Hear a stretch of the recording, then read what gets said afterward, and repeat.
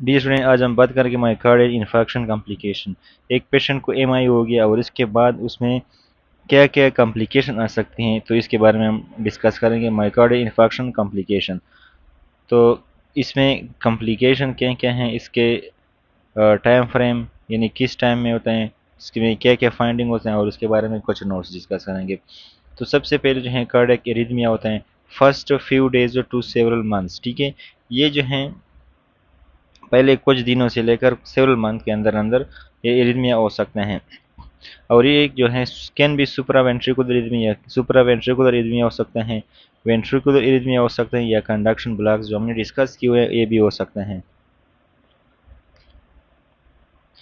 Due to myocardial death and scarring, यानी ये जो है माइकार्डियम के अंदर डेथ हो जाती है और इसके बाद फिर स्कारिंग होती है। Important cause of death before reaching the hospital and within the first 48 hours post M, यानी डेथ का जो इम्पोर्टेंट काज हैं हॉस्पिटल को पहुंचने से पहले वो इरिथमिया है। मतलब ये है कि इससे डेथ जो है हो सकती है।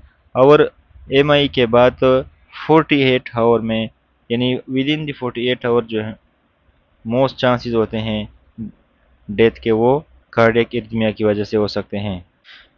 पेरी इन्फार्क्शन पेरिकार्डाइटिस, इसके बाद क्या है, peri infarction pericarditis, it occur within after 1 to 3 days।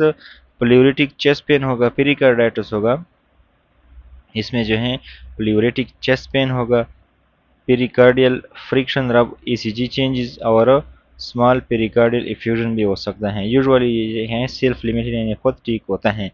इसके बाद क्या है, पिपिलरी मसल रप्चर, यानी जो पिपिलरी मसल होते हैं हार्ट के अंदर उनका रप्चर होता है से 2 to 7 days के बाद, and this can result in mitral regurgitation. ठीक है, जिस तरह ये हमारे पास क्या है पिपिलरी मसल हैं, तो ये पिपिलरी मसल हैं, ये क्या है लेफ्ट वेंट्रिकल हैं, ये मिट्रल वाल हैं, और ये क्या है पिपिलरी मसल हैं, लेट से कार्डिया टेंडिनी की जरिए से ये क्या है, ये कार्डिया टेंडिनी और पिपिलरी मसल हैं। तो अगर कार्डिया टेंडिनी और पिपिलरी मसल का रप्चर हो जाए तो ये वाल जो है ऊपर की तरफ जाएगा, and that is called as a mitral वाल।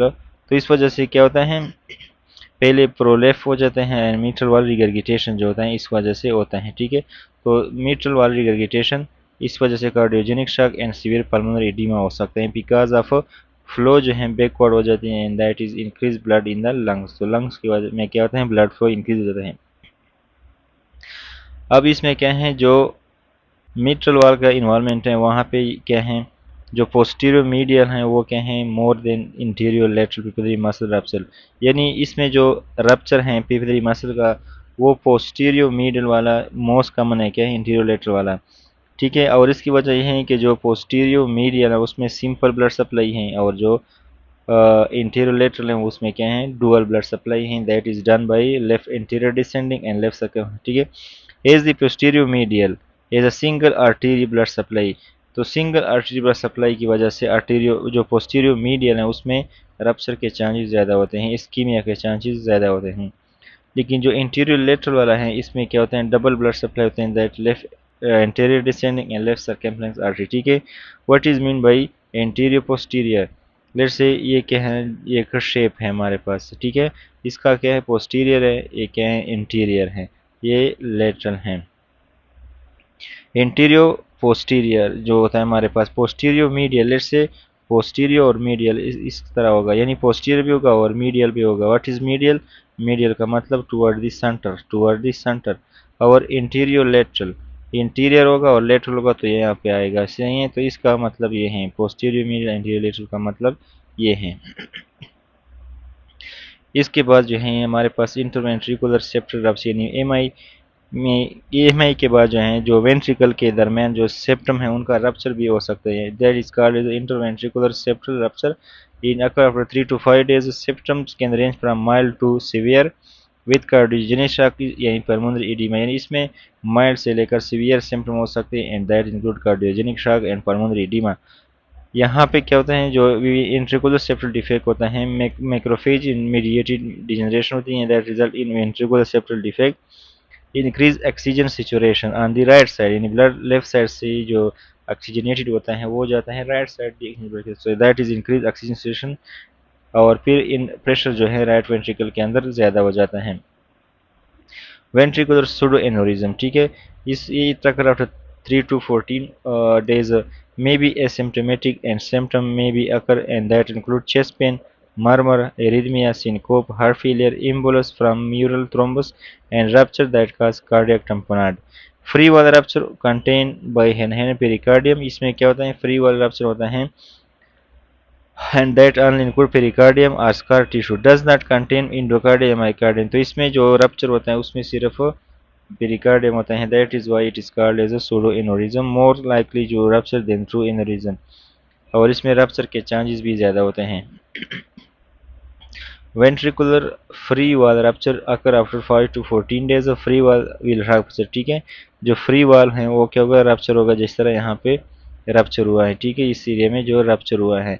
एंड कार्डियक टेम्पोनाड हो सकते हैं। एक्यूट कार्डियक टेम्पोनाड के बारे में डिस्कस करेंगे from usually acute form that usually lead to sudden death। Left ventricular hypertrophy and previous MI protect against free wall rupture। अगर left ventricular hypertrophy है और previous MI है तो ये previous rupture से बचाता है, because it is increase in the size of the left ventricle। The increase in the size of the left ventricle occur that result in and that protect against ventricular wall rupture। True ventricular aneurysm occur after 2 weeks to several months। और ये क्या है, similar इसकी finding है pseudo aneurysm की तरह। Outward bulge with contraction, dyskinesia का मतलब नॉर्मल मूवमेंट, एसोसिएटेड हैं विद फाइब्रोसिस, में फाइब्रोसिस के चांसेस भी ज़्यादा होते हैं।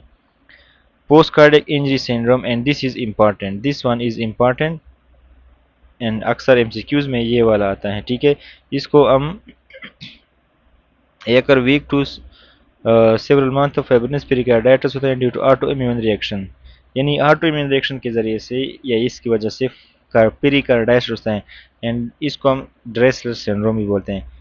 इसमें क्या होता है, कार्डियक एंटीजन जो है रिलीज होते हैं आफ्टर इंजरी, जब इंजरी हो जाए तो कार्डियक एंटीजन रिलीज होते हैं और डिपोजिशन होता है of immune complex in the pericardium, और फिर इन एंटीजन के खिलाफ एंटीबॉडीज आते हैं और एंटीजन एंटीबॉडी कॉम्प्लेक्स फिर पेरिकार्डियम में जमा हो जाता है and that is called as causing inflammation called as a Dressler syndrome। So the Dressler syndrome is a pericarditis that occur after the MI। This is a ventricular 2 aneurysm and this is a pseudo aneurysm। So pericardial injury syndrome। Next we will discuss acute coronary syndrome treatment, यानी जो MI है इसकी treatment के बारे में बात करेंगे। MI और एंजाइना, तो अनस्टेबल एंजाइना और नॉन स्टेमाई में एंटीकोगुलेंट जैसे कि heparin, antiplatelets therapy, aspirin, ADP receptor inhibitor जिसमें क्लोबिडोग्रिल आते हैं, बीटा ब्लॉक कर देते हैं, एसी इनहिबिटर स्टेटिन दे सकते हैं। सिम्पटम कंट्रोल के लिए जो है नाइट्रोग्लाइसिन या मॉर्फिन दे सकते हैं। स्टेमाई में क्या देते हैं, ये तो अनस्टेमाई एनस्टेमाई स्टेमाई में हम ईस्टी सेगमेंट एलिवेशन एमआई में इन एडिशन टू एबो मतलब ऊपर वाले सारी चीज़ें दे सकते हैं।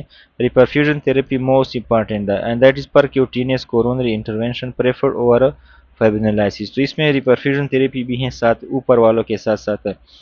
अगर राइट वेंट्रिकल इफेक्टेड हो जाए, ठीक है, तो राइट कोरोनरी एक्लूजन होगा ना, राइट कोरोनरी आर्टरी एक्लूजन, यानी if right ventricular is affected it means that the occlusion is occurring in the right coronary artery।